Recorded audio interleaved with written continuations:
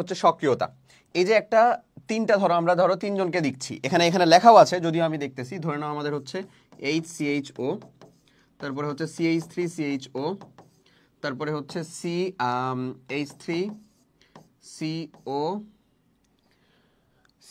CO না লিখে C double bond O CH3, এরকম ধরো এই যে তিনজন, এটাকে যদি আমি একটু ভেঙে লিখি, এই যে গ্রুপ যুক্ত দিয়ে আসলে লিখি, যে এটা এই যে ধরে নাও এটা হাইড্রোজেন ভাই, এই যে হাইড্রোজেন ভাই, এটাকে যদি আমি লিখতে চাই তাহলে কত লিখবো? ডাবল বন্ড O, এই যে একটা হাইড্রোজেন, এই যে একটা CH3 গ্রুপ, এমন।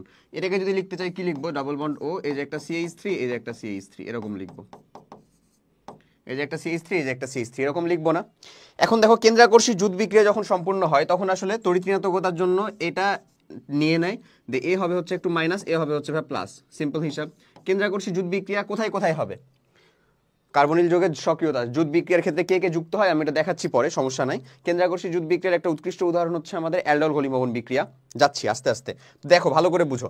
এ নিয়ে নিবে, এ এসে যুক্ত হবে, সরি ও যদি ইলেকট্রন নিয়ে নেয় তাহলে তো ও প্লাস সাইন হবে, আর এ হবে হচ্ছে মাইনাস।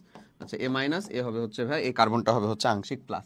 তুমি বলো একটা জিনিস, যে এই গ্রুপটা বিক্রিয়া করতে বেশি চাইবে কেন? কারণ এখানে দেখো স্টেরিক বাধার পরিমাণটা কি খুবই কম, মানে হাইড্রোজেন আছে, বাট এখানেই দেখো এর তুলনায় বেশি আছে স্টেরিক বাধার পরিমাণ। দেখতেছো কি স্টেরিক বাধার পরিমাণটা বলতে? CH3 গ্রুপ একটা আছে, ওকে মানে বিক্রিয়া করতে চাইলে বিপরীত দিক থেকে যখন এসে যুক্ত হতে চাইবে তখন একে সরাতে হবে। আবার এখানে দেখো স্টেরিক বাধার পরিমাণটা আরো বেশি। সো এইভাবে কার্বন চেন যত বড় হতে থাকবে স্টেরিক বাধার পরিমাণটা বাড়তে থাকবে। তাই সব থেকে বেশি সক্রিয় হচ্ছে বাই ডিফল্টই এই যে মিথানল, তারপরে হচ্ছে ইথানল, তারপরে এভাবে ধরো বাড়তে থাকে।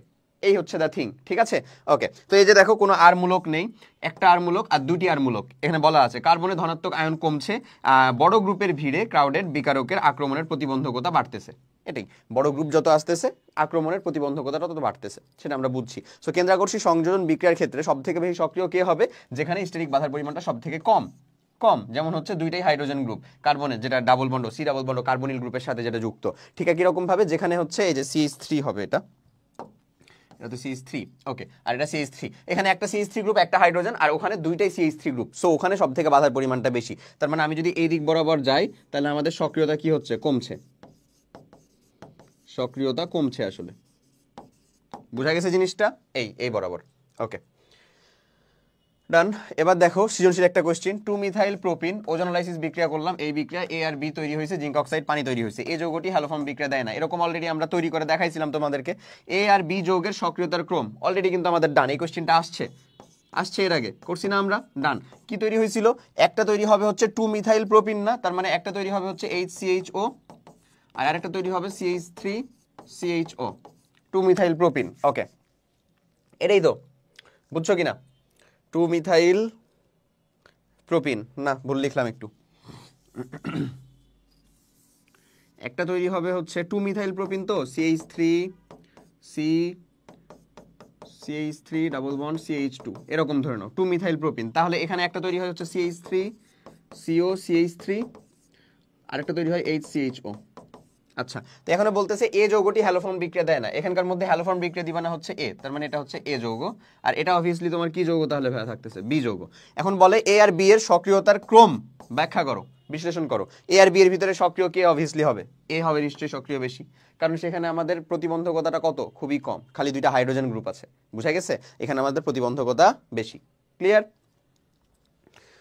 ওকে, এরপরে আমরা আবার একটা কোশ্চেনে যদি যাই, C4H9X একটা অ্যালকাইল হ্যালাইড, M3 কার্বন বিশিষ্ট কার্বনিল যৌগ যা টলেন বিকারককে বিজারিত করে না।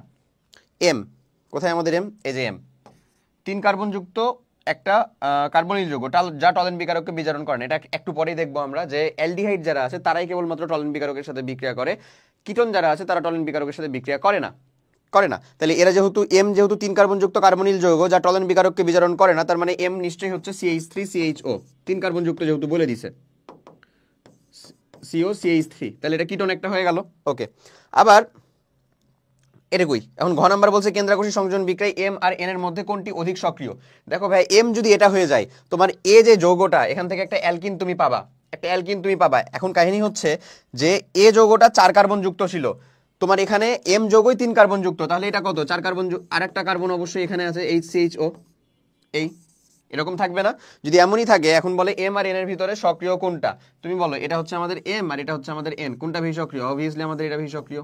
কেন? এখানে স্ট্যাটিক বাধার পরিমাণ কম। তো এই কোশ্চেনটা ঘ নাম্বারে যে 4 মার্ক তোমাকে কেন দিবে, ফার্স্ট অফ অল তোমাকে কোশ্চেনটাকে ডিকোড করে এম আর এন কে খুঁজে বের করতে হবে, তারপরে সেটার কারণটা ব্যাখ্যা করতে হবে, বুঝতেছো?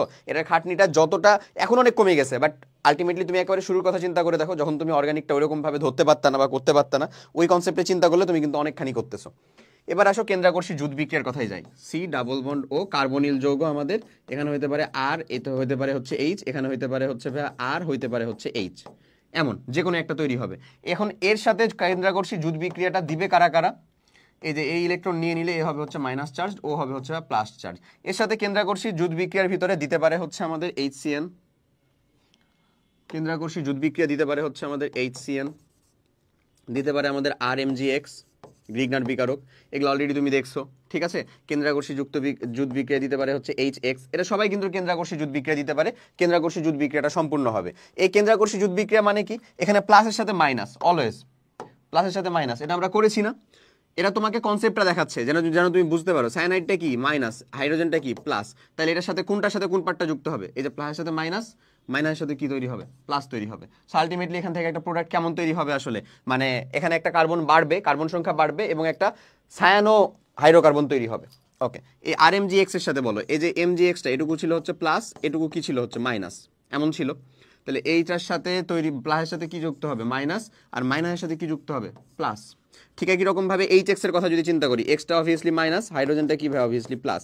সেই সাথে যদি বিক্রিয়া করো তাহলে প্লাসের সাথে হচ্ছে মাইনাস, আর মাইনাসের সাথে কি তৈরি হবে বলো? প্লাস। এই ধরনের যে বিক্রিয়াটা, এই বিক্রিয়াটা ঘটাবে তোমাদের।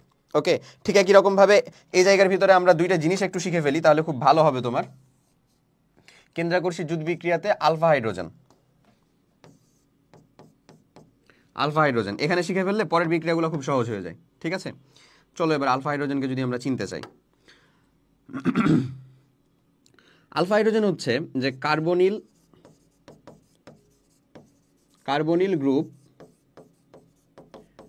যে কার্বনের সাথে যুক্ত, কার্বনিল গ্রুপটা যে কার্বনের সাথে সরাসরি যুক্ত। দেখো, কার্বনিল গ্রুপ যে কার্বনের সাথে সরাসরি যুক্ত তাকে বলা হয় আলফা কার্বন। ওকে, আর আলফা কার্বনে জয়টা হাইড্রোজেন থাকে তাকে বলা হয় আলফা হাইড্রোজেন। আলফা কার্বনে যতগুলো হাইড্রোজেন থাকে তাকে বলা হয় আলফা হাইড্রোজেন। এটাই হচ্ছে আমাদের আলফা হাইড্রোজেন। চলো আমি তোমাকে জিনিস পাইয়ে দেখাই কিছু। HCHO, এটা হচ্ছে CH3CHO, CH3CO, CH3। বলো এখানে আমার আলফা হাইড্রোজেন কয়টা? এখানে আমার আলফা হাইড্রোজেন কয়টা? 0টা। এখানে আমার আলফা হাইড্রোজেন কয়টা? 3টা। এখানে আমার আলফা হাইড্রোজেন কয়টা? 6টা। এমন এনের 0 কেন? এখানে তো আলফা হাইড্রোজেন কি, এখানে তো আলফা কার্বনই না। এখানে কোনো আলফা কার্বন আছে? এই যে বলতেছে কি দেখো, কার্বনিল গ্রুপ যে কার্বনের সাথে যুক্ত, এখানে কার্বনিল গ্রুপের কার্বন তো এটা, ওর কি কোনো কার্বনের সাথে যুক্ত না? তাহলে আলফা কার্বনই নাই, আলফা হাইড্রোজেন থাকবে কেমনে? বাদ। এরপরে এখানে দেখো, এই যে এই কার্বনটা কি এর সাথে যুক্ত না? তার মানে এটা হচ্ছে আলফা কার্বন। আলফা কার্বনে কয়টা হাইড্রোজেন আছে? 3টা, দ্যাটস ওয়াই 3টা হাইড্রোজেন।